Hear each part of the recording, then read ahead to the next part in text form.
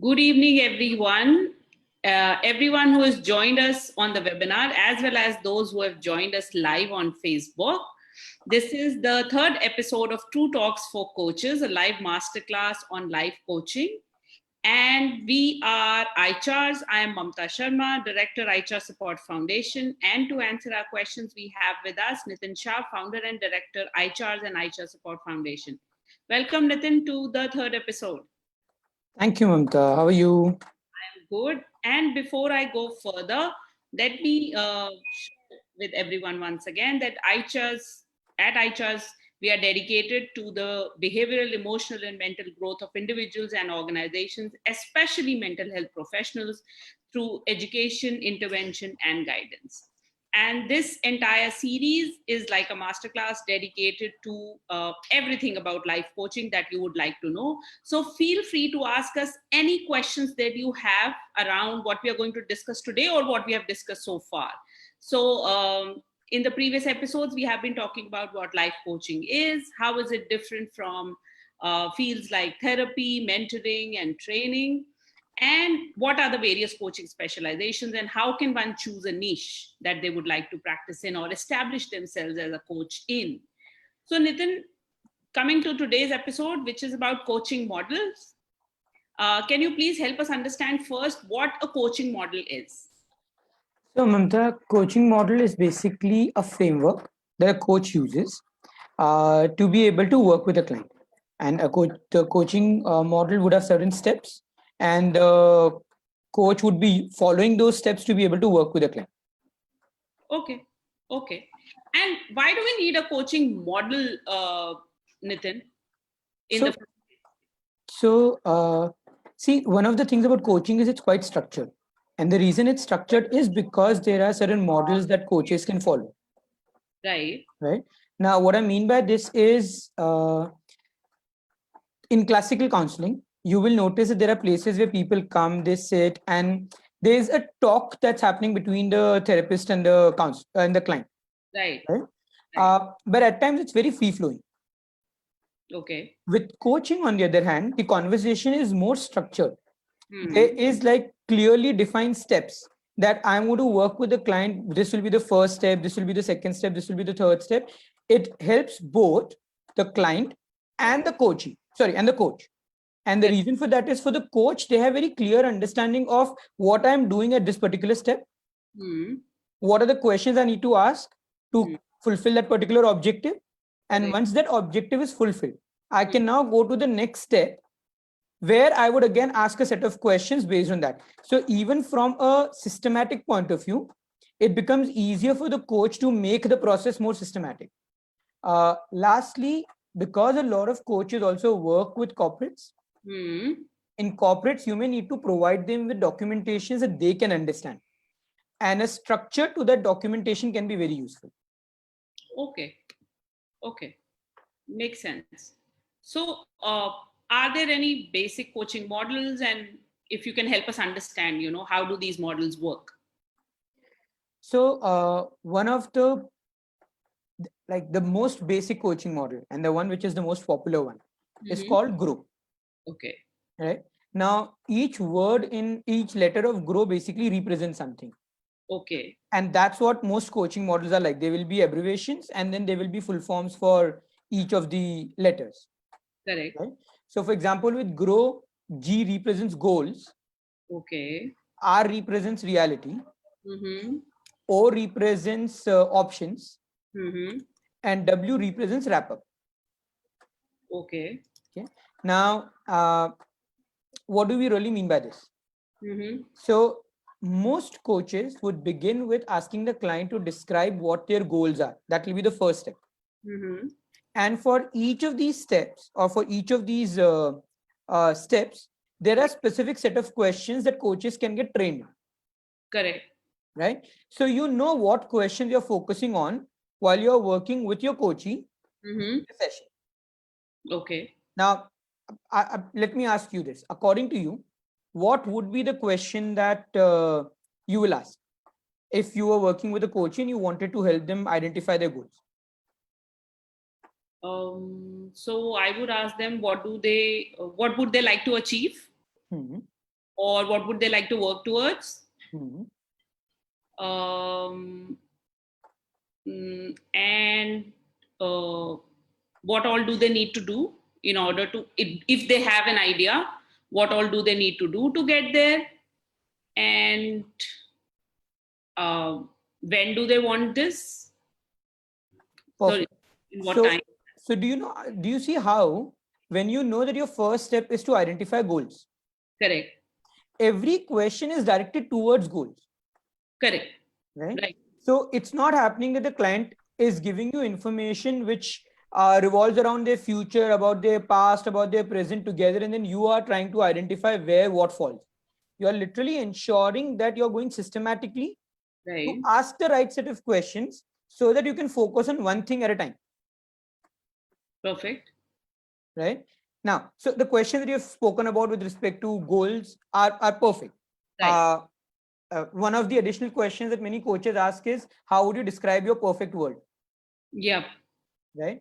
Or for example, in the kind of models we follow when we are talking about future or goals, one of the things that we ask clients is, if uh, tomorrow morning you were to wake up in a future where you've already achieved your outcome, what would that future look like? Right. Right? So it basically gives you a very clear descriptive understanding of what your goals are and how would your future look like after the goals have been achieved. True. Then reality. What would reality mean according to you? My current situation in life, where I am right now. Hmm. Perfect. And what questions would you ask clients if you had to Uh, identify their current reality? okay, so with respect to where you want to be, where you are. So if let's say someone says, I want to be the CEO, then what position are you at? Uh, how much are you drawing in terms of your salary, uh, and so on? Perfect. So in terms of current reality, what we're trying to find is, one, is there a particular problem that the client is trying to resolve? Hmm. Right. Second, what's obviously happening in their life right now. So it could be about the questions that you have asked. It could also be till now, what has contributed to your success? Mm-hmm. On a scale of 1 to 10, how close or how far are you from your goals? Correct. Right. Currently, what is working well? Yes. And does this goal conflict with any other goals or objectives that you may have? Correct. So what we've done again is, we are looking at specifically defining what has worked for the client or what is working for the client currently, and Mm. how they see their journey in terms of how close and far they are with Mm. respect to their goals. Right. Right. Knowing what the client is doing that has worked for them Mm. can actually also help us understand what we need to focus on going forward. Correct. And then there's also an objective, there's also a possibility where you may ask the client, what have they tried which has not worked? True. So you know that you don't have to focus on that going forward. Right. Right. Right. Then comes O, which is options. Hmm. uh, the idea is, now that you know what the current reality and what the outcome is, Hmm. what are the different ways in which you can go from your current reality to your desired outcome? True. Right. And there is no one way that probably is there are multiple ways. So this is like that place where you're brainstorming with the client and you're asking the client to give you all the possible options they can think of that will help them move from their current reality to their Goal. desired goals. Okay. Correct. So in your understanding, what kind of questions would you ask for helping people understand what their options are? Okay. So what all can you do to go from where you are to where you want to be? Um are there specific steps that you need to take? Would you require certain skills, additional skills that you may need to build as you go? Um, um, what else? You could literally ask the client, what possible questions do they options do they have? What all options do they have? Right. Right, right. Uh, a good idea is to ask the client to begin with specific set of options. Matlab, when you say give me all the options, Hmm. that sounds very overwhelming. Right. On the other hand, when you ask the client, okay, can you give me 5 options that come to your mind, or Right. 3 things that you can do that come to your mind, Yep. right? It makes it a bit more easier for the client. And then after they've given you 5 options, you can ask them for next 5 or next 3. Correct. Right? So you can kind of increase the number of options. And again, the idea is for the coachee to come up with the options. With what we've discussed earlier, the coach is not really supposed to give any additional options from their side. Yep. I've had places where I've actually asked the client, what else can you do to find more options? Right. And then they say that I would speak to some of my friends. They say that I'll research on internet. So that also becomes an option, that what options do you have to find more options? Correct. A good question is to simply ask what else. Right? And then you can go into checking what are the advantages and disadvantages of each option. Okay. Okay. Because if you have multiple ways of reaching an outcome, you will have to at some place make a decision which one or which combination would you want to focus on. True. Right?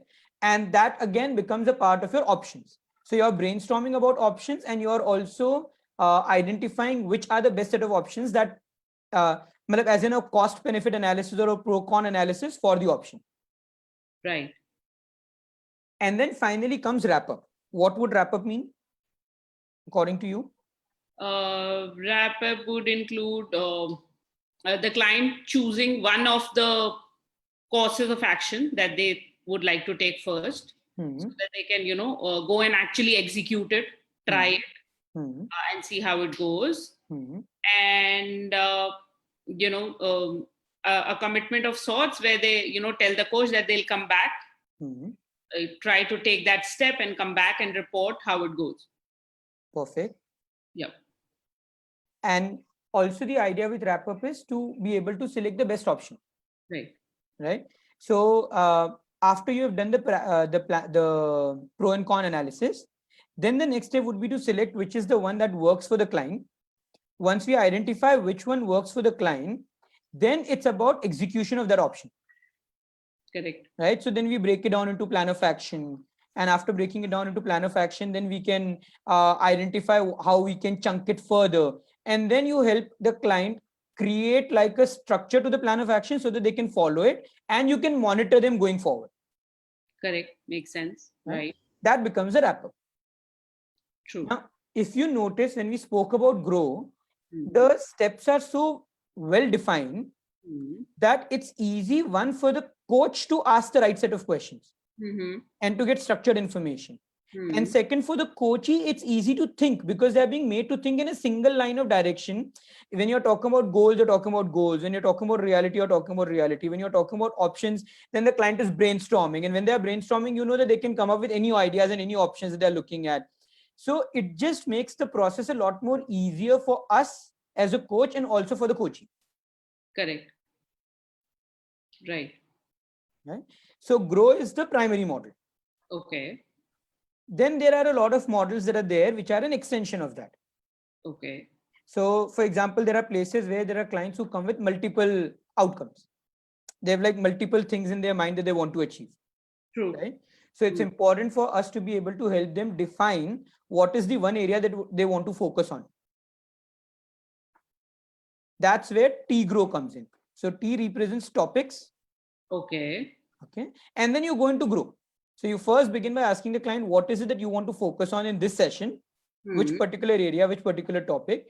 And once they give you that, then after that, we are going ahead with the same grow model. Okay. All right. Then there are people who at times have what we call as the regrow model, where the idea is that obviously your coaching sessions doesn't come to an end in one session. Right?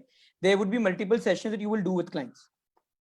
So in the first session, you may do grow, but in the second session, you will begin by asking the client to review what has happened in the last week. Yes. Evaluate what's been done in the last week. Correct. Right. And then go back to grow. So that becomes regrow. Okay. And then the same process follows. And the same process follows generally. Right. Now, these are all models, variations of grow. Technically, all models are to some extent a variation of grow. Okay. But then there are also certain specific models. Mm-hmm. like someone who wants to work with clients' emotions. Right. Then we have something called as EI coach model. Okay. Now, what is an EI coach model? We generally begin the model by asking the client about their emotion. How are they feeling right now? Okay. What is their emotion? So that represents E, Mm-hmm. right? Then I represents intelligence, where you're asking the client to talk about what they want to achieve today. So it's more intellectual. What is the outcome that they want to achieve? Correct. Then is what is the current reality, Mm-hmm. right? Then we go into opportunities. What are the options, opportunities that you have to achieve that intelligence or that goal that you want to achieve, Okay. right? Then actions. What steps you can take, what actions you can take. In EI, the good thing is you're also incorporating measure of change, which is C, which Okay. means what will be the specific measures which will help you understand that your actions are giving you results, Okay. Interesting. right? And the reason why that's important is when we are creating a plan of action, many a times the plan of action is based on certain assumptions, Mm-hmm. right? We don't really know which actions will surely work and which actions will not work. So Mm-hmm. how do we assess whether our actions are giving us a desired outcome or not? That's where the measure of change comes. Okay. And then finally, we have H, which is how are you feeling now? So it's a model that begins with emotions, ends with emotions. And in between, basically, we are breaking growth into an additional step, Right. Got it. right? So why are there so many models? Mm-hmm. Yeah. Because they all sound similar. Mm-hmm. And the base of all of them is growth. Yes. So the reason why there are so many models is because different institutes obviously want to establish themselves as authorities, right? Now, the goal setting process will be more or less the same. Mm-hmm. It's just that in order to establish ourselves and our uniqueness, a particular model that gets used, and that's how the branding and everything happens Okay. going forward. Okay. Um, at iChas, we follow a model called SoftC, Yep. right? But the SoftC model is slightly more extended in the sense that uh, so we begin with obviously the S represents current situations, Mm-hmm. O represents desired outcomes, Mm-hmm. right? Then we make the outcome more detailed by talking about future, Yep. right? In future, we have our own classifications of you need to have actions, skills, and capabilities, and the emotions that you'll experience in future. So that becomes so face. And then there is the, which is the tasks that they need to do, which is plan of action. Now, where we are different is the next two steps. So after the thoughts, after the tasks, we also go into identification of hindrances. And Mm-hmm. for us, hindrances are not just physical hindrances, as in skills and resources, but we actually boil it down to what mental states are stopping people from taking action. Mm-hmm. And then E represents effective change in terms of once I identify uh, what is the mental state, what is the thought or the emotion that is stopping the client from taking action, then we also work towards helping clients change those thoughts, those emotions, Correct. right? And then we go into summary, evaluation, and assignments. So overall, the model is still the same. The place where it becomes different is one, the detailing we do with respect to future, Mm-hmm. and the fact that we focus a lot on helping people change their thoughts and emotions, and that's a part of the model itself, Correct. right? Um, and yeah, so these are, and there are a lot more models. I think there's something called as practice, there's something called as Oscar, then there's a pause model. Mm. uh, if I'm right, there's fuel, there's success. So there are a lot of these models, but eventually all of them are basically variations of grow, and and that's what the basis would be. Okay. So that was a really insightful answer that you gave. If anyone who's watching us, listening to this, please feel free to ask us any questions or any bit that you may not have got. Someone commented at one point that they feel it's going too fast. If it is unnaturally fast, Sadia, then it could be because the network is trying to make up for the lag that happens sometimes. But if there is anything that is not clear to you, we would love to, it's okay. I mean, we can repeat that for you. I Yeah. have, yeah. Please feel free to let us know if there's anything that I've said that you've not been able to understand because you felt it was too fast. I'll repeat that again. That should not be an issue. Nitin, there is a question about, could you please explain SOFC model again with some examples? Okay. So let's look at it this way. Let me then do it quickly with with Mamta. So Mamta, if you had to define something that you want to work on, Okay. what would you? What is it that you would like to work with? Okay, good question. Something that I would like to work on. Become more patient with myself. Okay. And what is currently happening? If you have to define the current situation. I want to go too fast. I want to go too fast. And how do you feel about that right now? So I feel good. In fact, I'm in a place where I would like to go faster, but I also realize, at some point that this pace may not be sustainable. So I'm talking in the context of my career. I feel I'm going fast. I feel I can go faster. Yet there is some part in me which says that keep this at a pace that you can sustain over a long term and not burn out. So a part of me feels scared that I may burn out. Okay. So if I have, so what I've done with Mamta right now is I've just taken a brief understanding of what is the current situation, right? And with SoftC, we put this current situation into a particular format.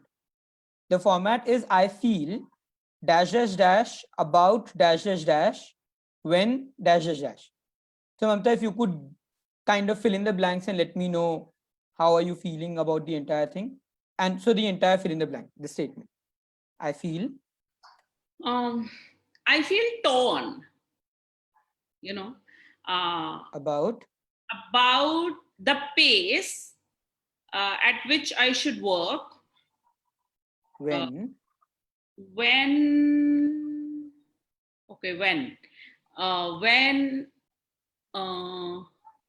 When I have this thought, should I go faster or should I slow down? Okay. So what, for all of you, what I've done right now is I have just asked Mamta to define the problem in a particular format. And we use that format because it gives us most of the information we are looking for. Any problem that you're working with will have three components to it. One would be the feeling. Second would be what is that feeling about? And third would be when does the person have that feeling, right? Now, Mamta, if I were to, so would you be able to write it down on a piece of paper? Yes, I can write it on my screen. Yeah. Perfect.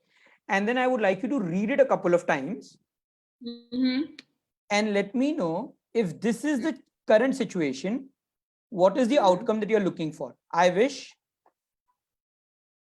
Okay, so I wish to find the ideal pace at which I should work. I wish to find the ideal pace at which I should work. Yeah. And maintain that. Find and maintain that pace. Find and maintain that pace. Perfect. And be at peace about it, because I also keep getting this thought, this is not fast enough. So they're like two conflicting things that's happening. Yeah. So can you once again like summarize it for me in terms of I wish? What would the line be? I wish to find and maintain the right pace at which I should work for my career growth and be happy about it. Perfect. Brilliant. Now, what we've done is an outcome, which is like a sense of direction. Yeah. Right. Now I'm going to make it more specific, and that's where future comes in, where I would actually ask Mamta to define how would so let's say she's able to find the right pace and she's able to maintain that pace. Now, tomorrow morning when she wakes up, what would the world look like to her? once she has been able to find the right pace and maintain the right pace. So Mamta?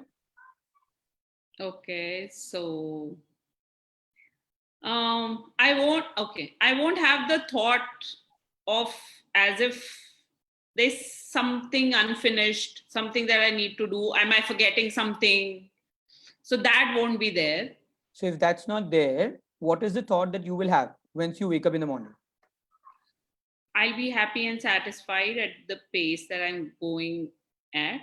And how would I know if I were to see you in future that you're happy and satisfied with the pace that you're going at? So when I wake up, I'll be more relaxed when I wake up. And what will be the observable, what will I see with that will make me realize that you're more relaxed? Okay, so you'll see me having my morning tea in peace, And how do I know it's in peace? worrying about what's happening on social media. So again, how would I know it's in peace and you're not worrying? So when I'm having my tea, I'm just sitting with so it's just the cup of tea and me. There's no Perfect. phone around, and I'm not trying to check up on what's happening on my social media accounts and so on. Perfect. So I wake up in the morning, I am having a cup of tea. And while I'm having a cup of tea, I'm sitting and only having a cup of tea. Yeah. Right? What would the table look like when you are having that cup of tea? What would the Table look like where you're sitting and having the cup of tea? As in, would there be certain things kept No, on I'm it? sitting on the couch next to the window. You'll be sitting on the couch next to the window. Yeah. Perfect. And where would you be looking? Outside, the street, passers by. Perfect. Yeah. Now, in the morning, if you're doing this, is this a sign that you are working at the right pace and you're at peace with that pace? Yes. Yes. What next? Okay. I'll also cook in a relaxed manner, so there'll be no hurry that I have to finish cooking and go to something. And again, how would I know that you are working in a relaxed manner and there's no hurry? So I'm paying attention to, right now it's like if I'm cooking 4 things, they're all going on simultaneously. So it's like war in the kitchen. So there won't be a war. I'll be paying attention to the ingredients that I'm adding, and it'll be more thoughtful. Perfect. Yeah. And how would I know that you are paying more attention to that ingredients and that there is no war in the kitchen? So, okay, so there'll only be one burner on the stove at one point of time. Right now, they're all 4 are on simultaneously. So there'll be just one. Perfect. Okay. So that will be a sign. I do one thing and then move to the other and finish that and then move to the other. So that will be the pattern that I'll follow rather than doing it all together. Perfect. So for all of you who are watching, what we are trying to do is we are making the future very, very observable. So I'm not just asking her what would she do in the future. I'm actually asking her how would I know that she's doing that. So we are making it very, very, very observable. Right now, when we are actually doing the entire model with the client, the future can be really detailed. I can go as much as asking the client to write 2 or 3 pages on it, and clients happily write it. Right now, next step would be, so in this I'll then check what is the actions. So in future, Mamta, can you tell me 2 or 3 actions that you will be doing apart from what you've already told me, which will be a sign that you have identified the right pace and you're working at the right pace? I'll sleep on time. Perfect. Say around 11. So that would be like a huge sign.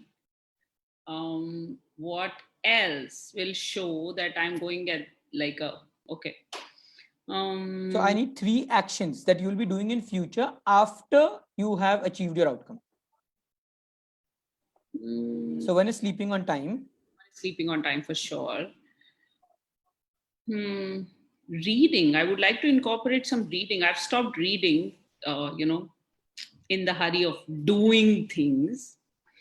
So there'll be some reading somewhere, at least half an hour, which I love. Otherwise love. So there'll be reading in my day. I have conversations with my family. Okay, perfect. So now once Mamta tells me these three actions, I will actually go more in depth with this. Again, look for what is the observable proof that she's doing that, right? And I'll ask her for more actions also in future if possible. The next step would then be to ask her to tell me what are the skills that she would have developed in the future. So can you tell me 2 or 3 skills that you would have developed in the future? I think patience is big. Perfect. Second, Skills. so Hmm. patience. So patience. I think patience is what I need. Because I keep asking what else, what else, what else, what next, what next, and now people have started pointing it to me that you always keep asking about what next. What skills? I don't know. I just can think of states and not skills. Okay. So I'm enjoying everything that I'm doing, to be able to do that, I need to be patient. So patience is, I think, one skill. Can't think of anything else. Perfect. So patience. What would you feel once you've achieved all of this? The emotion, Content, content. Super. fulfilled. Fulfilled. So we are done with the future, right? Future actions, capabilities, and emotions. Obviously, if it was a session, then I would have gone more in depth of it. Yeah. Then, Mamta, what would be the actions that you need to take? I just need 2 or 3 actions to help you create that outcome. Is there an action? Action would be to stick to the plan. To be able to find the right pace. Yeah. So the biggest action is to stick to that plan. So I like to run ahead of my plan. I create an action plan and I want to run faster than that. Okay. So the biggest action would be to stick to it, because if you stick to it, so that's the pace that you've logically chosen. But I try to run ahead of that pace. Okay. So when you stick to the plans, do you have the plans already in place? What your steps would be? Yeah. Correct. Yeah. Now, in many cases, clients may say they don't have the plan in place. Where I would probably also get into details about systematically asking what those plans would be, what those steps would be. Right. For now, I'm moving ahead because tasks bit is generally very clear for most people. But then comes the next part, which is the hindrance, which is where we kind of become a bit different. So, Mamta, when you say to stick to that plan, what is the biggest hindrance that stops you from sticking to that plan? The thought that if I will lose if I slow down. I will be left behind if I slow down. I'll be left behind if I slow down. So this becomes the hindrance thought. Yeah. Right. And what would be the alternate thought that you would like to have? That if I have this thought, then I would actually be able to stick to my plan. Okay. So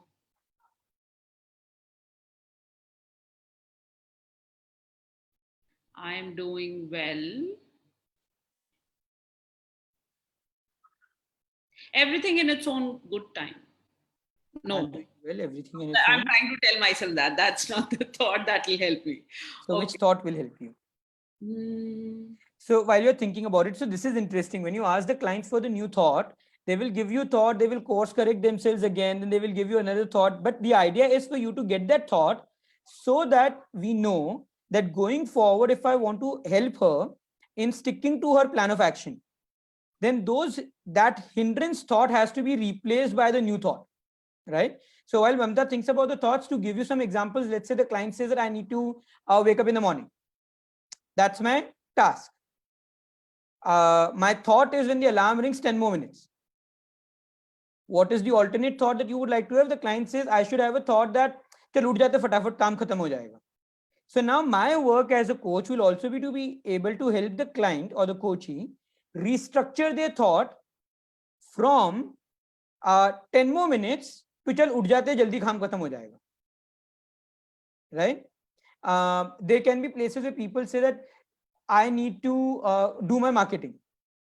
And you ask them what thought stops you. So when I sit with the laptop, my first thought is यार लोगों को कैसा लगेगा कि अपने आप के बारे में बता रहे.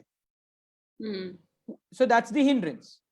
What is the new thought that you would like to have, which will actually help you take that action?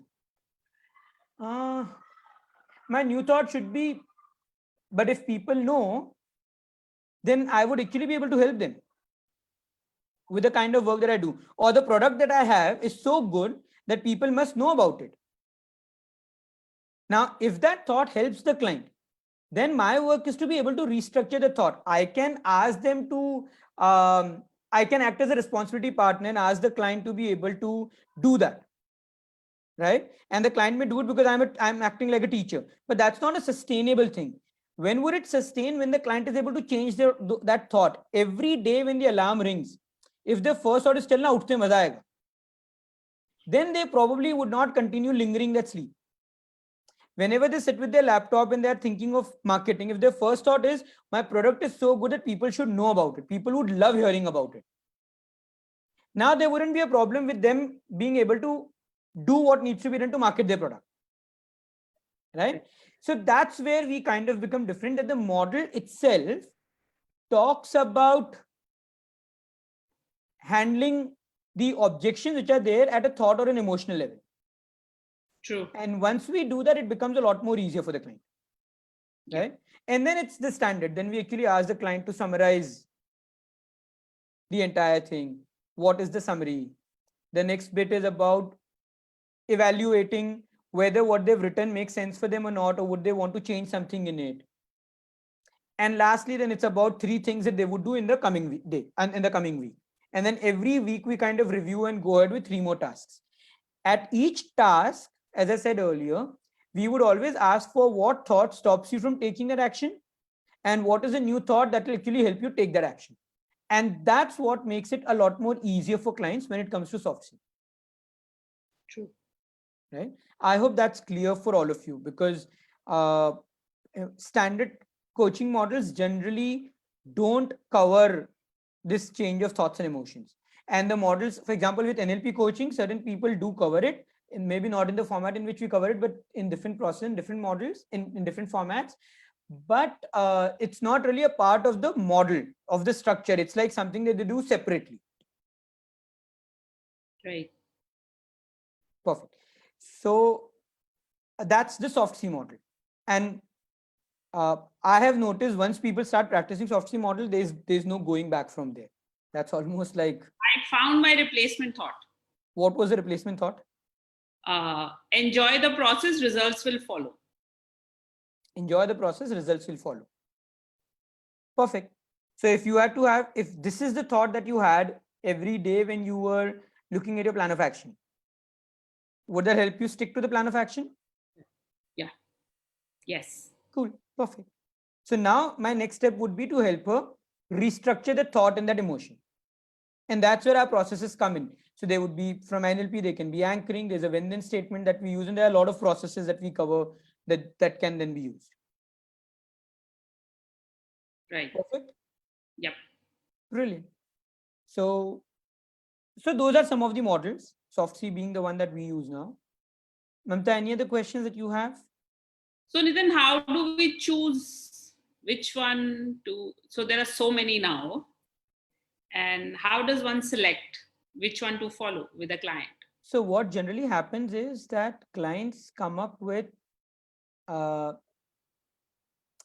when the client comes and sits in front of you, if you know you're working with a specific behavior, for example, Right. then there are models which are focused on behaviors. One example of that is pause. So it's a good idea to use that model.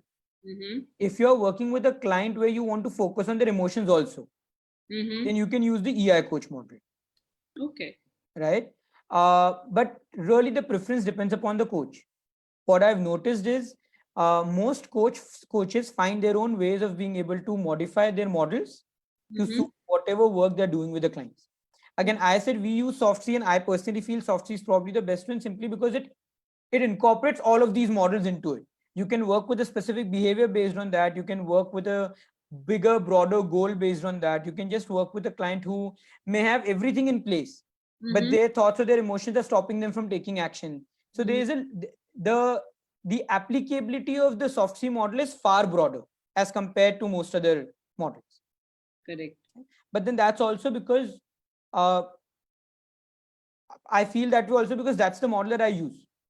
So there is possibility that there is some bias over there. Right. Right. No, but even when you were explaining and you kind of, I think that was only a glimpse of the entire process. I'm sure it's pretty detailed. That takes care of, so because we talk about emotions, we talk about thoughts, we talk about an inspiring future, and everything else. So I think that's a very comprehensive model, soft C, when it comes to working on any problem. And the problem was quite abstract when we began. It did not look like a goal setting kind of a problem when we began, because I was talking about patience and feeling torn between two things and so on. So I think that's a brilliant model. If somebody wants to try that. By the way, if any of you would like to try that on the iCharts website, there's like a complete video on the model. And you can check it out. We have also given all the questions and everything that you can ask at every level, at every step. Perfect. Okay, I don't see any questions here. So if anyone has any questions, any observations or feedback even, you're most welcome to share it. And if you have any questions, anything that you've not been able to understand properly, or we went too fast or something, do feel free to share it with us so that we can address it. Or if you have any other questions around life coaching, what it is, how do you go about becoming a life coach, setting up a practice, any questions around that, we would love to take them and answer them for you. Okay, somebody said mindfulness cooking. Thank you, Anushka. Okay. Yep. So. Okay, so what I'm going to do is I'm going to switch off the live now. Yeah. Right. And then we can carry on the conversation if any of you who are on the Zoom, if you have any questions, then we can carry on the conversation with that. So just give me a moment. So anyways, before I switch off the live, I would like to thank all of you who were there on Facebook, who went through the stream and so on. If you have not been able to catch up the older episodes, then those episodes are also available on YouTube, and you can always check them out. Thank you. Thank you.